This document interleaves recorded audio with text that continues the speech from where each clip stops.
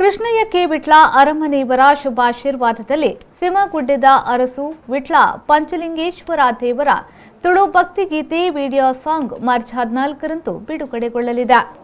ದಯಾ creations ಅರ್ಪಿಸುವ ಸಿಮಗುಡ್ಡದ Arasu Tulu ಭಕ್ತಿಗೀತೆಯ video ಸಾಂಗ್ನ poster ಅನ್ನು ಈಗಾಗಲೇ ಬಿಡುಗಡೆಗೊಳಿಸಲಾಗಿದೆ. ಸಿಮಗುಡ್ಡದ ಅರಸು ಈ ತುಳು ಭಕ್ತಿಗೀತೆಗೆ ದಿನೇಶ್ ಕೊಡವೂರು ಸಾಹಿತ್ಯ ಬರೆದಿದ್ದಾರೆ.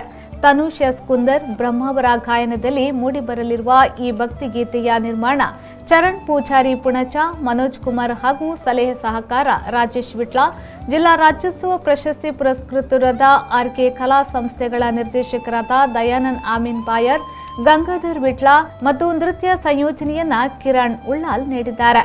ಛಾಯಾಗ್ರಹಣವನ್ನ ಸುಭಾಷ್ ನೀಡಿದ್ದಾರೆ.